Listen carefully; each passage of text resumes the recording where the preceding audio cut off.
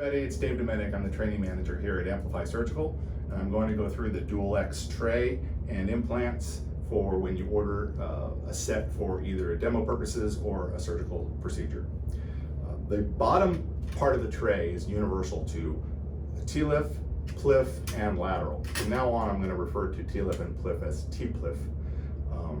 And the top section of the tray is specific to either TPLIF or lateral. So this is the part that will vary. Everything in the bottom of the tray is universal to both, and you'll use pretty much everything out of the tray. So I'm going to go through what a back table setup is going to look like. And first of all, you'll use the sequential trials. I'm only going to pull one for this demo purpose. You'll have the dualX handle, the inner and outer inserter shaft and tube. You're going to have a counter torque, a T-handle, and a wrench. You'll use one or the other. We'll talk about that in a second. Then you're going to have a drawbar, which is the large threads. Next, you will have a bone graft tamp and funnel. Then you're going to have a path clearing tool, a thread clearing tool, and then the screwdriver handle, retention sleeve, and screwdriver. And then you will have a slap hammer for both the inserter handle and trials. Regarding the lateral top section of the tray, the blue handles will not be there, obviously, and the yellow lateral trials will be there. A path clearing tool for the lateral procedure. And then a special drawbar, which is adjustable to the size implant that you'll be using for that procedure. And their button is depressed to extend or shorten the drawbar length to correspond with the size implant that you've chosen.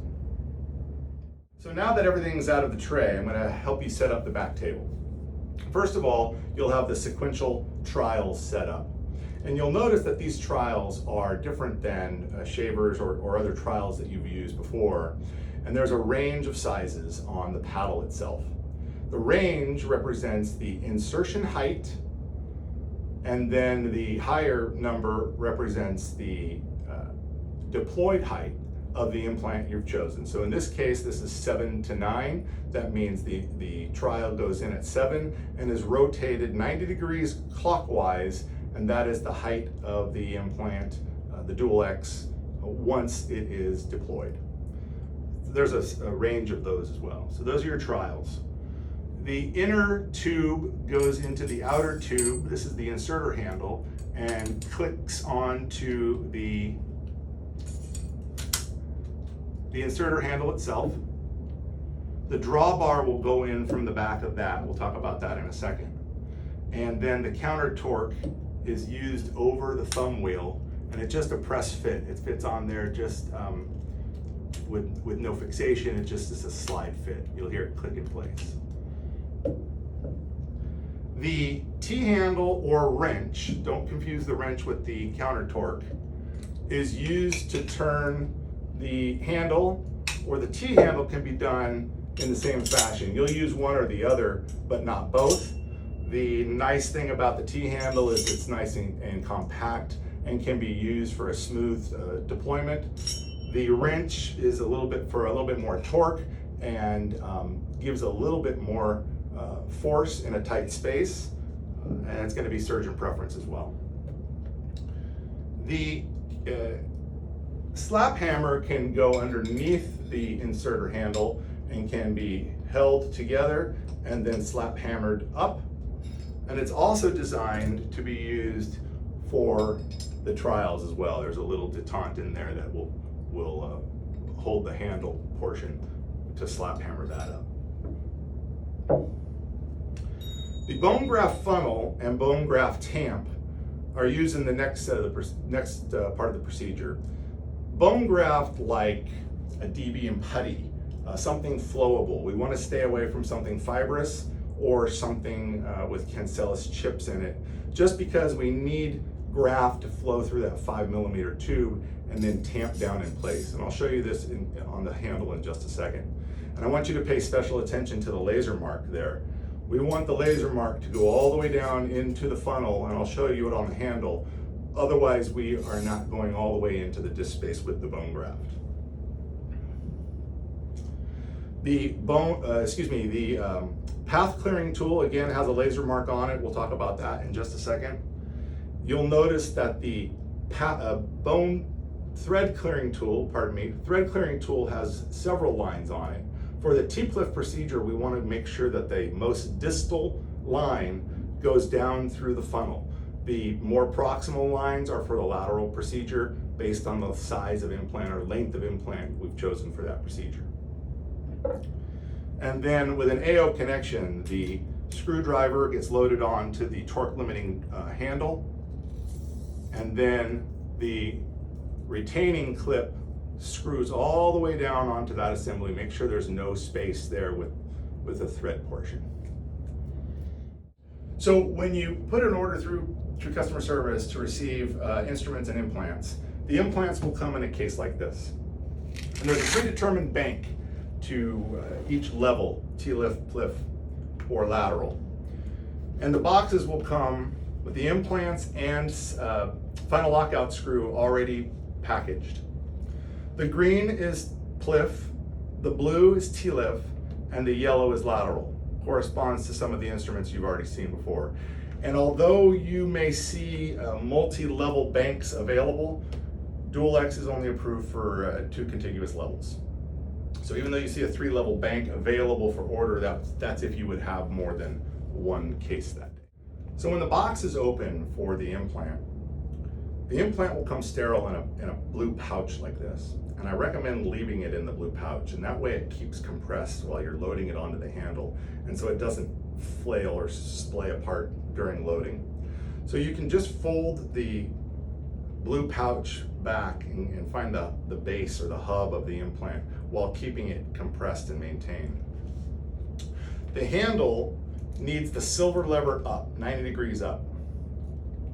And I like to put it up my belly, keeping the implant compressed and pushing it onto the inserter sheath so there's no space between the implant and the sheath, and turn this gray thumb wheel until tight. I'm going to have you instruct the scrub tech to keep hold of the implant so it doesn't splay, and put the drawbar in from the back. Sometimes it likes to stop right there, and the scrub tech thinks that it's in, but keep it moving and you'll feel it bottom out. And then while holding the implant secure, tighten the drawbar till it's tight. Now, push the silver lever forward, maintaining control of the implant. Turn the handle counterclockwise until it's tight, just a couple of fingers tight. That means then that the implant is loaded onto the inserter handle and is compressed, ready for implantation. This is how the surgeon will receive the implant and onto the handle from the scrub. Lockout screw comes separate but in the same pouch and is loaded on to the screwdriver, handle, and sheath. And I want you to hear a click. If you don't hear a click, push over the retaining sleeve into the open portion just to make it a little bit more snug, and you can hear that click. If it doesn't go on, make sure that this is all the way tightened down there, because if there's any space there, there'll be no way for that screw to get onto the handle. And once that's click, it's on there pretty well. But have the scrub tech and surgeon just keep a finger on it while they're handling it. When loading a lateral implant, again, a little bit different in that the drawbar is adjustable. In this case, the surgeon has selected a 50mm implant length. So we need to press the button and adjust the drawbar to where we just see the 50 coming out of the window. Now, again, we keep the inserter handle to the belly to where there's no space between the inserter shaft and implant. We're going to hold this tight like we did before in the pouch, and tighten, thumb tight.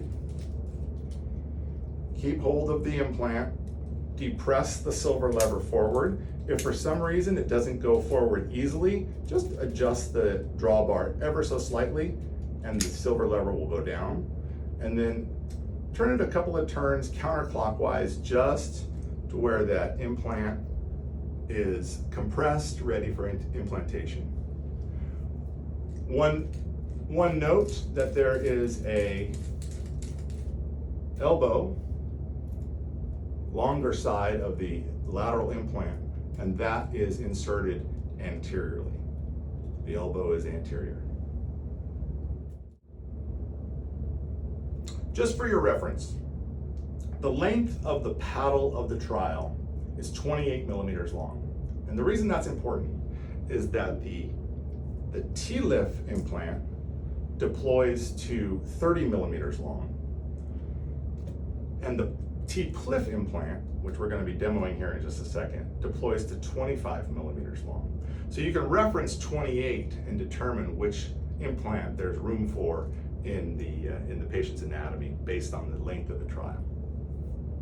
So when the back table is ready and the implant is prepared onto the inserter handle and is ready to be handed off to the surgeon, this is the form that it'll take. The implant is 12 millimeters wide upon implantation. All of them are 12 millimeters wide. They vary in the heights that they're able to attain upon deployment. What I do in surgery is I watch that silver button, or that silver lever.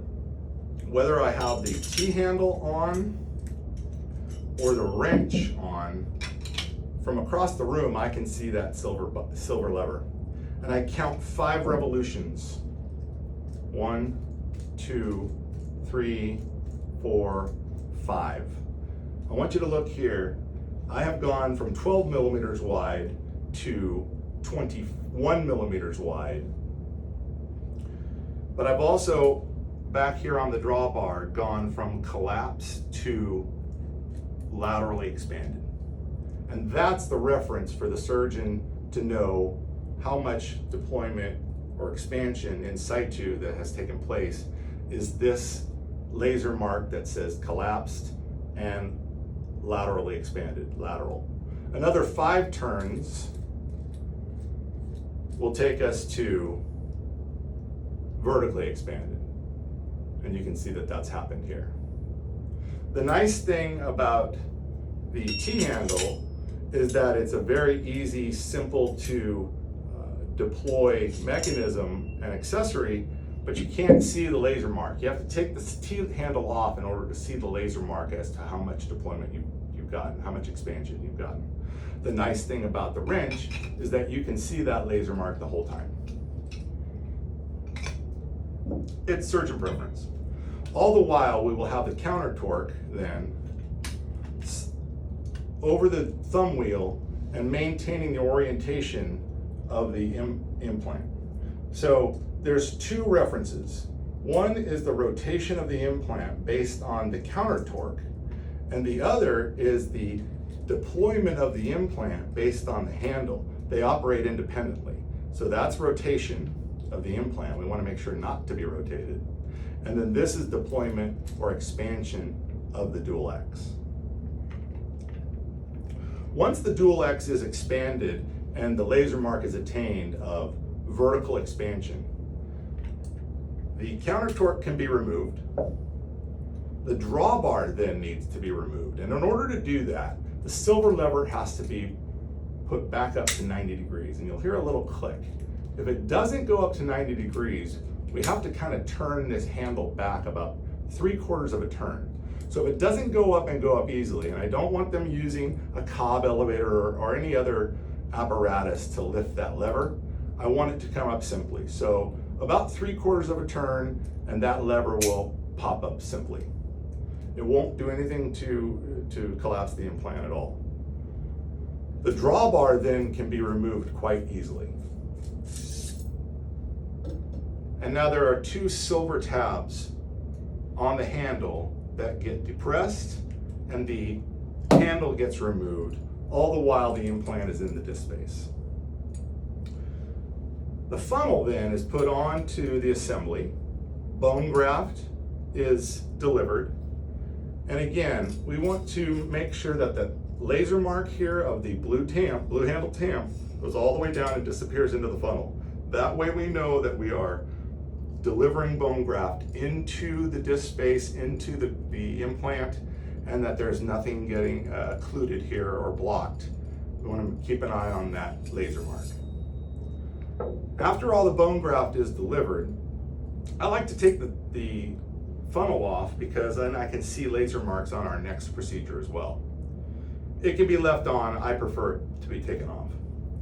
The next step is the path clearing tool, and this is the steps of the 1, 2, 3 procedure that finishes up the dualX case. The path clearing tool simply goes down to the laser mark and then turned 360 degrees and right back out again. But I want to maintain my orientation. I don't want anything torqued because it won't find the end of the path. So make sure that that laser mark goes all the way down. If it doesn't, there's something blocking it. We need to go all the way down to that laser mark. Again, 360 degrees and straight back out again. Notice I'm kind of maintaining my orientation with my other hand. That's where the thread clearing tool comes in. Again, same orientation, no torquing. And I want to find the path of the threads. We're clearing the threads, distal threads that are going to accept the final lockout screw. So by nature of design, if this doesn't go all the way down to the line, neither will the screw. So I need this to be done very precisely. And if you don't find it the first time, we can repeat the 1, 2, and then 3. But if you feel resistance, if the surgeon feels resistance here, there may be some debris in the threads that we're clearing, and they can turn right through it. We want to turn right through it until it's all the way deployed. And then once it stops, then they can come right back out again. Again, maintain the orientation of the implant. And then the final lockout screw can be delivered to its laser mark, and then it torques out after several turns, okay? That line is just proud. It's designed to be shown through the funnel, but I like to be able to see that it's down. Now, the whole assembly can be removed simply by pulling back. The lockout screw wasn't threaded on there, it was just a press fit and can be removed very, very simply. Now, the funnel can be used as a wrench and undone, and everything gets detached from the entire dualX assembly. So just for review, I want to go ahead and show the implants themselves and the orientation that they will take in the case. The T-PLIF, or the green labeled implant, is symmetrical regardless. There's no medial, there's no lateral. It just goes in and takes a PLIF approach or T-LIF approach to fill up the disc space. The T-LIF implant has a medial and a lateral, and you'll notice that it has an extra arm to it, about 20% more surface area. And that's implanted medially. So it takes on that orientation for the T-LIF implant, the blue label. The yellow or lateral also has an extra arm. That goes and is implanted anteriorly. So those are the orientations of each of the implants.